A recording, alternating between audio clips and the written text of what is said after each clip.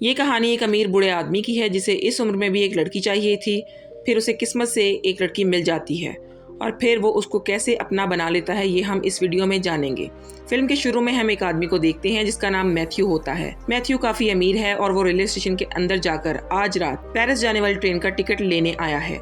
फिर वो वापस घर पहुंचकर अपने नौकर मार्टिन से बोलता है कि सारा सामान बांध लो, आज रात हमें पेरिस के लिए निकलना है। उसके बाद मैथ्यू का रूम दिखाया जाता है जो कि काफी बुरी हालत में होता है। रूम का सारा सामान इधर उधर होता है। उसके बाद दिखाया जाता है कि वो पेरिस वाली ट्रेन में सवार हो जाता है और जाकर अपनी सीट पर बैठ जाता है। वहाँ पहले से एक औरत और उसकी बेटी बैठी होती है। वही एक आदमी आता है और मैथ्यू को देखकर कहता है कि हम पहले भी मिल चुके हैं। दरअसल मैथ्यू का भाई एडवर्ड जो कि एक वकील है, तो वही एडवर्ड के चैम्बर में ये दोनों मिल चुके होते हैं। फिर थोड़ी देर बाद हमें वहाँ पर एक छोटा सा आदमी आता दिखाई देता है और इन दोनों के बीच वो बैठ जाता है। उसके बाद एक लड़की को दिखाया जाता है और उसकी हालत ऐसी होती है जिससे उसे किसी ने मारा हो। उस लड़की का नाम कॉन्टेटा होता है और वो लड़की स्टेशन पर मैथ्यू को तलाश कर रही होती है और फिर वो उसे तलाश कर लेती है। पर मैथ्यू कॉन्टेटा को गाड़ी से ऊपर लाने की बजाय उस पर पानी की भरी बाल्टी डाल देता है। लेकिन कॉन्टेटा ट्रेन चलने के बाद दूसरे दरवाजे से आ जाती है। फिर जैसे ही मैथ्यू अपनी सीट पर वापस आता है तो वहाँ बैठे सभी लोग मैथ्यू से पूछते हैं कि तुम तो इतने पढ़े लिखे और समझदार लग रहे हो, तो तुमने उस लड़की पर पानी क्यों डाला? अब मैथ्यू ने कॉन्टेटा के साथ ऐसा क्यों किया, वो इसकी कहानी इन सभी लोगों को बताने लगता है। और यहाँ फिल्म फ्लैशबैक में चली जाती है जहाँ मैथ्यू अपने भाई एडवर्ड के चैम्बर में बैठकर उसके कोर्ट से बाहर आने का इंतजार कर रहा होता है। तभी कुछ देर बाद एडवर्ड वहाँ आ जाता है। फिर वो खाने के लिए मैथ्यू के चैम्बर में चले जाते हैं जहाँ मैथ्यू अपनी नई मेड से मिलता है और वो उसे देखता है और उसके ख्यालों में खो जाता है। फिर वो मेड अपना नाम कॉन्टेटा बताती है। फिर लंच करते हुए मैथ्यू का सारा ध्यान मेड पर होता है। फिर सोने से पहले मैथ्यू अपने नौकर मार्टिन से बोलता है कि कॉन्टेटा को बोलो मेरी ड्रिंक लेकर रूम में आए। तो थोड़ी देर बाद कॉन्टेटा ड्रिंक लेकर उसके रूम में आ जाती है। फिर मैथ्यू कॉन्टेटा से काफ़ी बातें करता है और उसे पूछता है कि तुम कहाँ रहती हो। कॉन्टेटा बताती है कि सेरल में रहती हूँ, लेकिन मैं कुछ दिनों के लिए अपनी माँ के साथ पेरिस रहने आई हूँ। और फिर यूं ही बातें चलती रहती हैं और कॉन्टेटा वहाँ से आ जाती है। फिर अगली सुबह मैथ्यू को वो कहीं दिखाई नहीं देती, तो वो अपने नौकर मार्टिन से पूछता है कि कॉन्टेटा कहाँ है। तो मार्टिन बताता है कि कॉन्टेटा जॉब छोड़कर जा चुकी है और हमें उसके बारे में कुछ नहीं पता। और फिर कुछ दिन गुजरने के बाद हम देखते हैं कि मैथ्यू एक होटल की तरफ जा रहा होता है और रास्ते में कुछ लोग चाकू दिखाकर उसका सारा माल छीन लेते हैं। लेकिन मैथ्यू तो एक अमीर होता है, वो होटल में जाकर बैठ जाता है और थोड़ी देर बाद वहाँ कॉन्टेटा आती है जो कि उसका पर्स और पैसे देकर कहती है कि मुझे माफ़ करना, जिन्होंने तुम्हारे पैसे छीने हैं वो सभी मेरे दोस्त हैं। मैथ्यू कॉन्टेटा को यहाँ देखकर काफ़ी खुश होता है और वो पैसे उसी को वापस दे देता है। फिर मैथ्यू कॉन्टेटा से पूछता है कि तुम काम छोड़कर क्यों चली गई थी। तो कॉन्टेटा बताती है कि उसे वहाँ पर सब अजीब लग रहा था, इसलिए वो वहाँ से चली गई।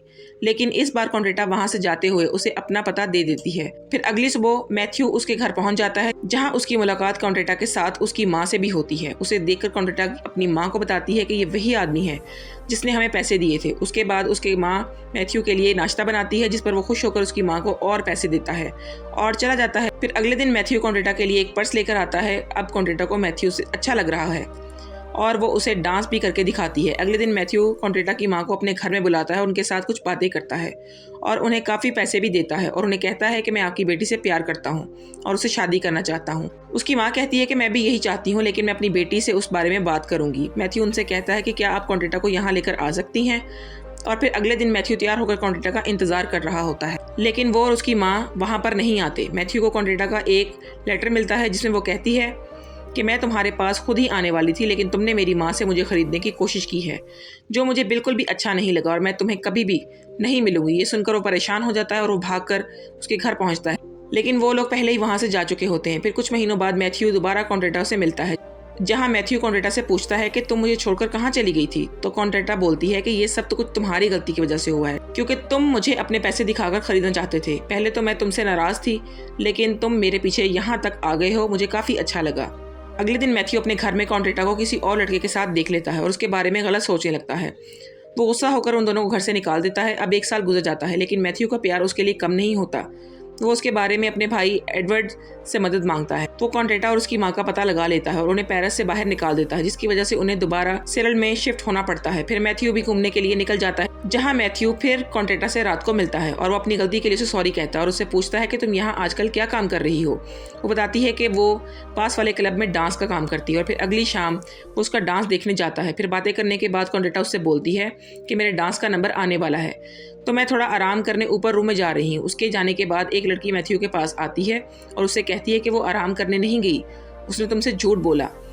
मैथ्यू ऊपर जाता है जहाँ कॉन्टेटा आराम नहीं कर रही होती। मैथ्यू को काफ़ी गुस्सा आता है और वो उससे कहता है कि तुमने मुझसे झूठ क्यों बोला। तो कहने लगी कि मुझे भी अपना पेट पालने के लिए कुछ करना पड़ता है, मैं अपना घर बनाना चाहती हूँ। अगले दिन मैथ्यू उसे एक नया घर ला देता है और वो उसे कहती है कि आज रात तुम मेरे घर आना। फिर रात को मैथ्यू तैयार होकर उसके घर जाता है। उसने दरवाज़ा बंद किया होता है और वो दरवाज़ा नहीं खोलती। फिर कॉन्टेटा दरवाजे पर आती है और बोलती है कि मैं तुमसे प्यार नहीं करती, जब भी तुम मुझे नज़र आते हो मुझे गुस्सा आता है, अब तुम यहाँ से जा सकते हो। अगली सुबह कॉन्टेटा मैथ्यू के घर आती है, लेकिन मैथ्यू उसे नज़रअंदाज करके अंदर चला जाता है। लेकिन कॉन्टेटा उसके पीछे घर के अंदर आ जाती है। फिर वो उसे समझाती है कि तुम्हें एक लड़की को प्यार करना नहीं आता। ये सुनकर मैथ्यू को बहुत गुस्सा आता है और वो उसे थप्पड़ मारता है। अब वो भी उसके सामने गुस्से से डर जाती है। फिर वो उसे बताती है कि कल रात जो भी हुआ वो एक नाटक था।